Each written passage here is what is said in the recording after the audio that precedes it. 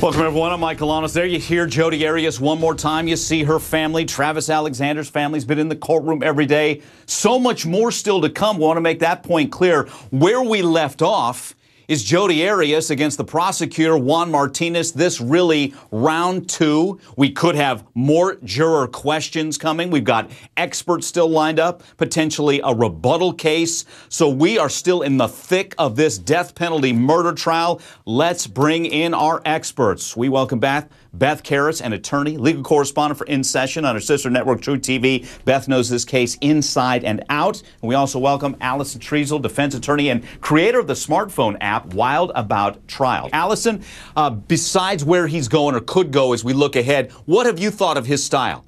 Too combative or right on with someone like Jodi Arias?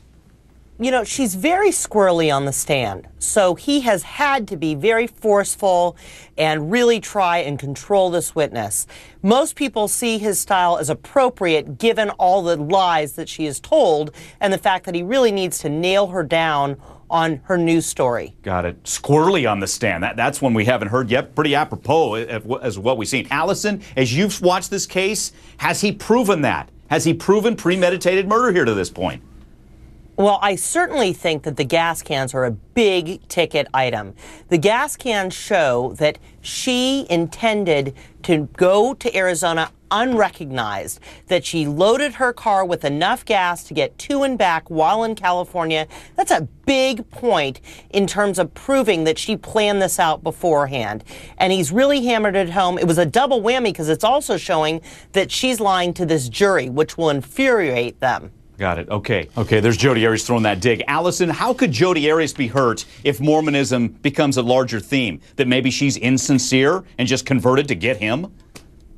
Right. I think that's the point. I think they're questioning her commitment to Mormonism. I think that they very much have said, you've made a mockery of this religion. The only reason you committed yourself to Mormonism is so you could worm your way into Travis Alexander's life.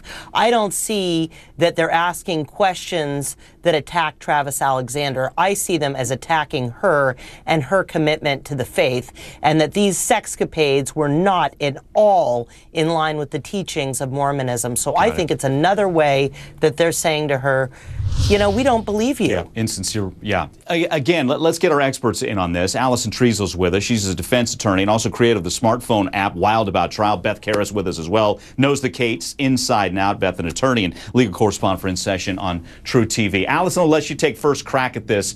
What are you seeing from the jury? I mean, is it straight up sarcasm and basically the undercurrent is, you're full of it, Jodi? I think they're wiping her nose in it. I really think they bring their own personal experiences and common sense here. And they're saying, how can you remember what you drank 5 years ago at Starbucks, but you can't remember stabbing this man nearly 30 times?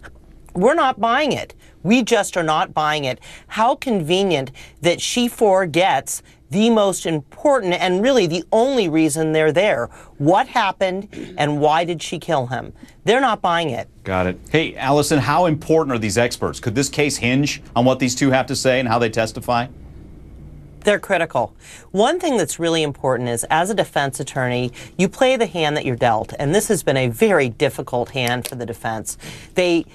I probably wouldn't have put her on the stand, but they chose to because they felt that that was the only way they could get this defense in, that they had to have her go up and explain all the things that have led up to this and what happened in her life. Of course, the backfire effect may be that the jury says, this is another thing, like the Mormonism, that you're abusing. And we don't think that you are a battered woman. And how dare you use this claim and really pervert it. So it may backfire, but those experts are key. They're all that Jodi Arias has, and it's the reason that she was on the stand so long to set it up. Yep. You guys have both pointed out that very well. Let everybody know. She had force, and she's not going to get that force if he's on his back, going like that. She's underneath him, drawing that knife across him, and it was a clean cut across him, severing his airway all the way back to his spinal cord. Then the accidental photo occurred. That was 1 minute, 44 seconds after he was last seen alive. It's incredibly fast, this whole thing. Yep. Hey, and then she dragged him into the shower, washed him off, and shot him in the head. Alison, that's quite a closing argument there from Beth. Will we hear that? You know, Will we hear that? As I was listening to it, I thought Beth should be on the prosecution because it was the most concise, clear explanation that I've heard, excuse me, since this trial began. But that's exactly what Mr. Martinez is going to do. He's going to go blow by blow. And the fact that she goes into this fog and says, I don't remember, you know, I don't know what happened, to your viewer's question, of course there's problems with that. I mean, that's a really active crime scene. She did a lot. She didn't just shoot him one time in the head. She repeatedly stabbed him all over his torso, on his back. They're in different places. She slit his throat. Those are things that Martinez is going to hammer home. This wasn't one shot and then she leaves.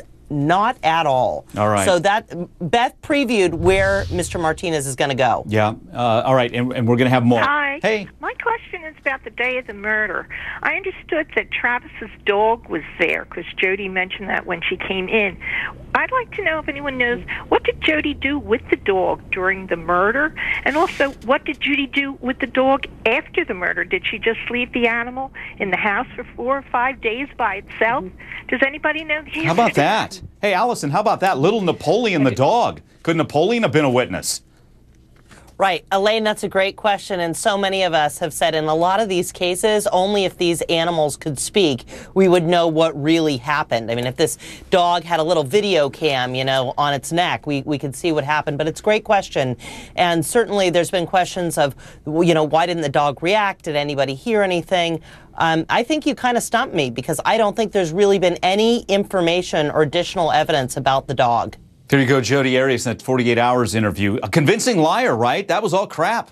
But she told it with some gusto there. Let's bring in our experts. Jean Kasaras with us now, attorney, legal correspondent for In Session on True TV, knows this case like the back of her hand. Alison Triessl back with us as well, again, a defense attorney and creator of the smartphone app, Wild About Trial. Okay, Alison, what are your thoughts on that? That Jodi Arias potentially has seduced one or two jury members through all this?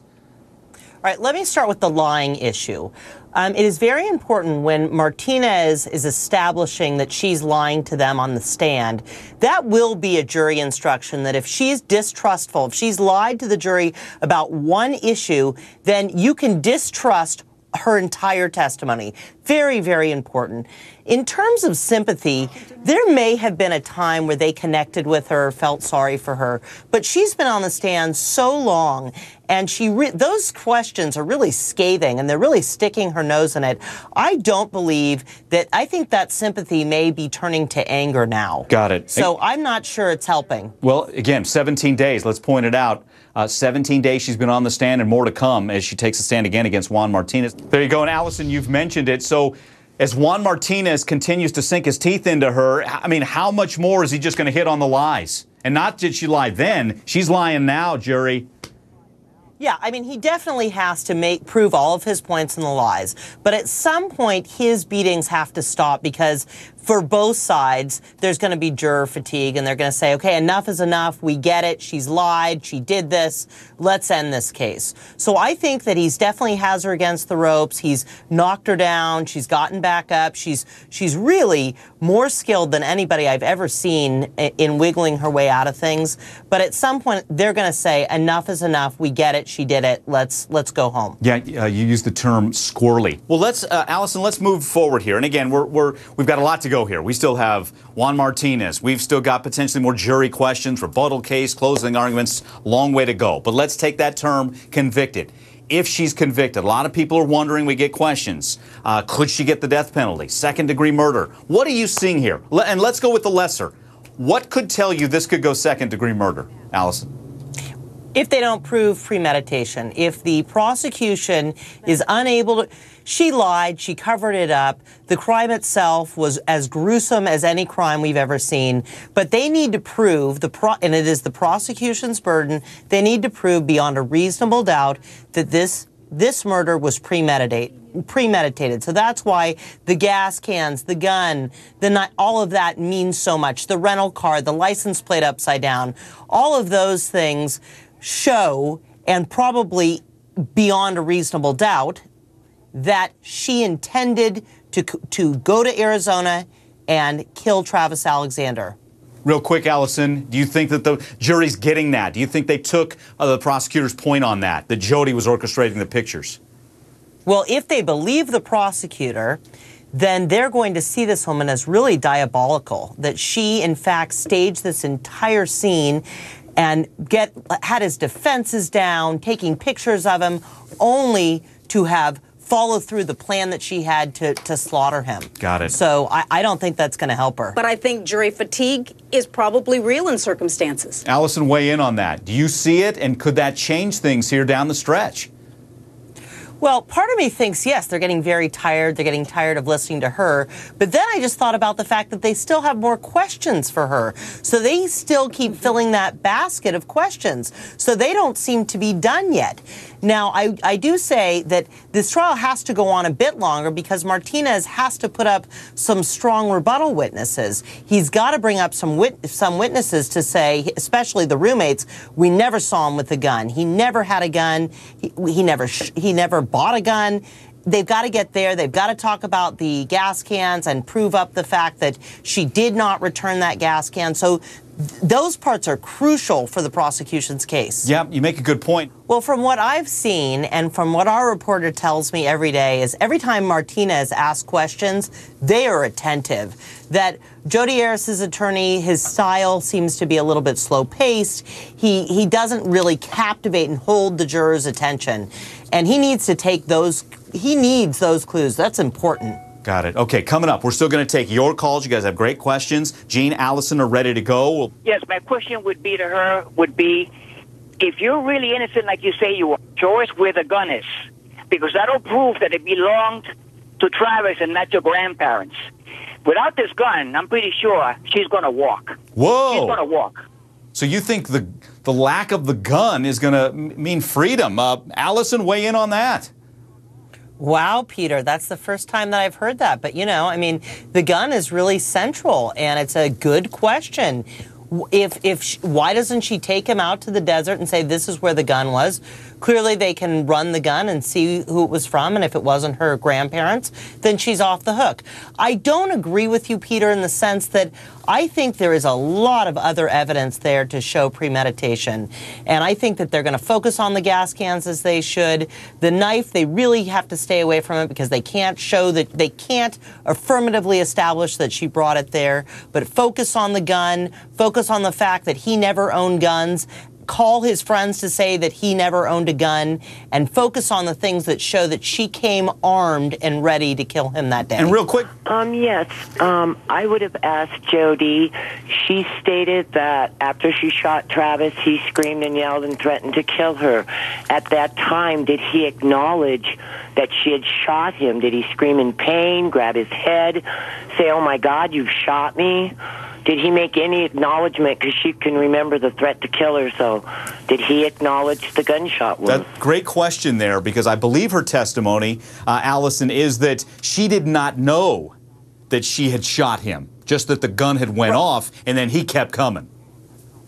Right. I mean, her exact testimony is she was not aware that she shot him, that she fired and didn't know whether or not she'd hit him. So there was no information on what his reaction to being actually shot was. Very good point, but still, that is the one part of her testimony that is really blurry is the actual crime. So we don't know. We just simply don't know.